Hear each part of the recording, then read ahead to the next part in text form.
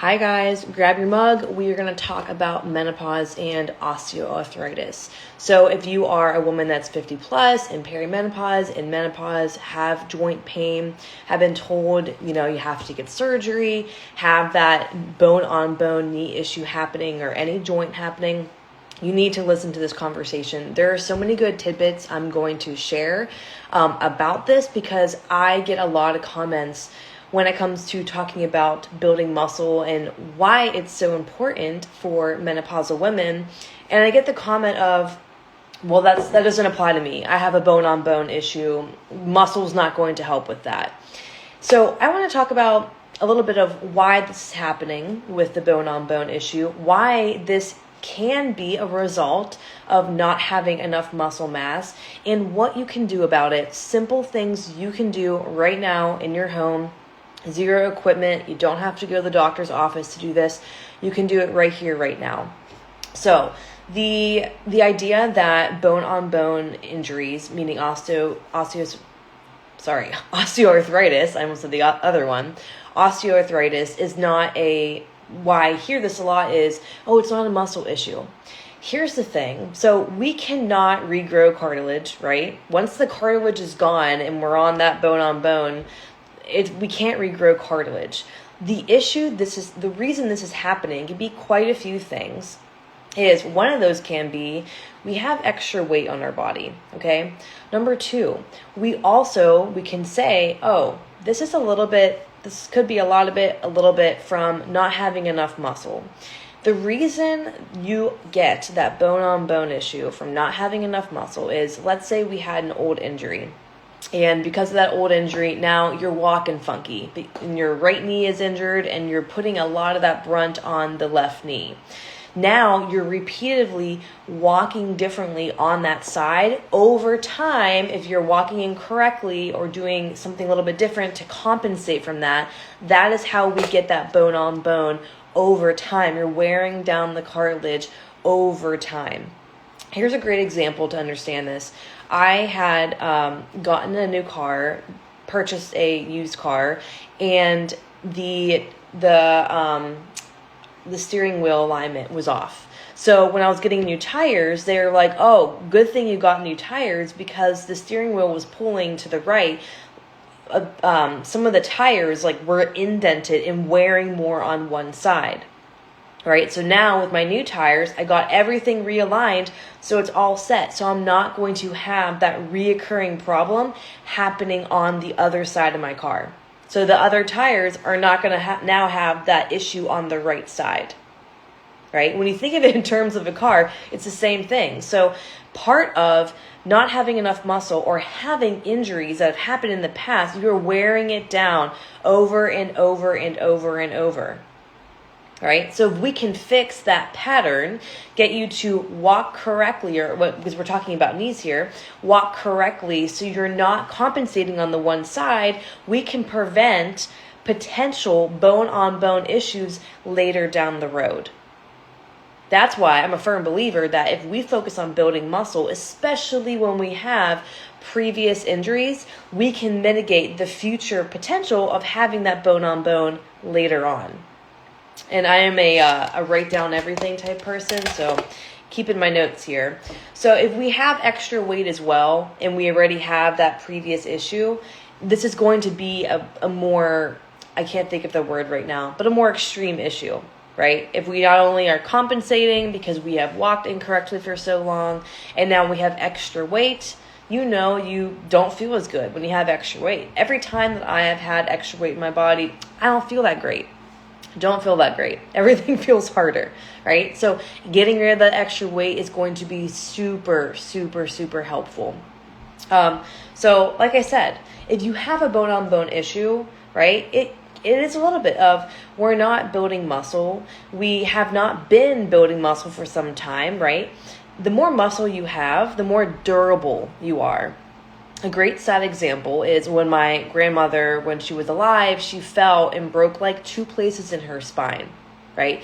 Years and years of being sedentary, not building muscle, not continuing to build bone density, because our bone density does decrease after we hit menopause.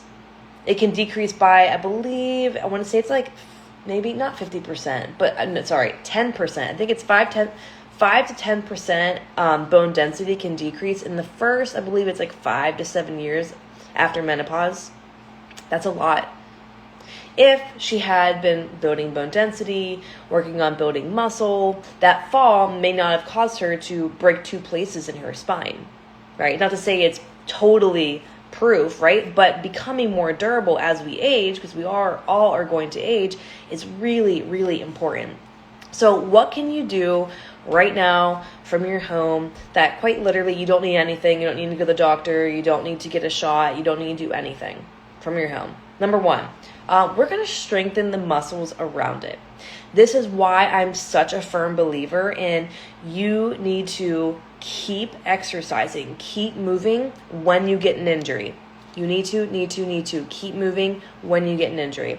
Every single woman that I work with, because most of the women I work with are menopausal, right? I do have some younger clients that are in that perimenopause, but most of them are menopausal. Every time they've come to me with an injury before, when we got started, and they're like, I have this issue, or an injury happens, a slip, a this, a that, we continue exercising.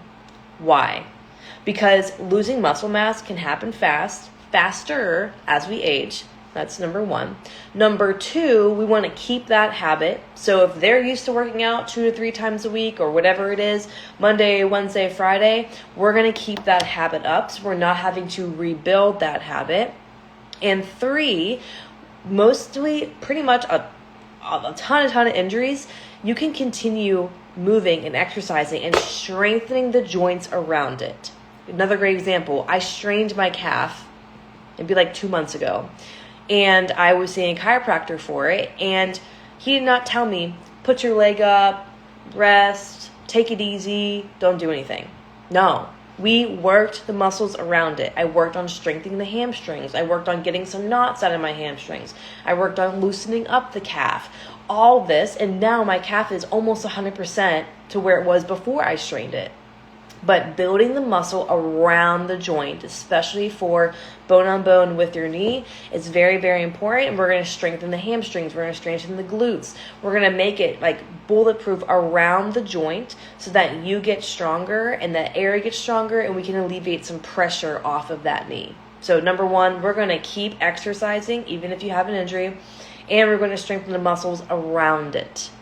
Number 2, we're going to lose some weight, because when we focus on losing some weight, right, and it's going to be a heck of a lot easier if we are focusing on building muscle while we're doing that, but we're going to focus on losing some weight so we take the pressure off of the joint. Because as we are having more weight on our body, going up the stairs, trying to go for a jog, doing anything is harder with more weight on your body. So we're going to lose some weight to help with that. Number 3, we're going to eat nutrient-dense foods that are going to help us build muscle. And the great part is nutrient-dense foods, they also help with losing weight. So we're going to prioritize protein. We're going to prioritize vegetables, fiber, all of that good stuff. So it's not that when you have a bone-on-bone injury, osteoarthritis, that you just have to call the doctor and you're done for, right? There are definitely different levels of assistance and things if you're in a lot of pain, things like that. And I'm not a doctor, I'm just a women's health coach, but this is what I do for my clients that are struggling with this. We can build muscle around the joint. We lose weight to take pressure off of the joint. We focus on nutrient-dense foods. And we also focus on old injuries that have happened in the past that are causing us to compensate, to walk weirdly, to put more pressure on that leg that is hurting. If we can work on all of those things, you're going to find that a lot of the inflammation, the pressure, the pain is alleviated with that. So if you're like, okay, I need to get started with something, comment push and I will send you a 10-day free workout you can do literally in your kitchen, in your PJs. I recorded it in my kitchen, not in my PJs, but you can do it in your PJs. So comment push and I will send it right to you. Make sure you are following me so that way I can actually send the DM to your messages and you'll receive it. But these are the same workouts and the same method that I use with all of my clients to get started, no matter their fitness level. So if they're just starting for the very first time, if they've been in and out of exercise classes, whatever it is, But I promise you, you don't have to just give up just because you have bone-on-bone injuries. You can keep building muscle and see that you're going to alleviate a lot of that pain in that area. So let me know if you have any questions. You can comment push here or send me a DM. Either of those work, but I'm super excited for you to find some pain relief. And we'll talk soon.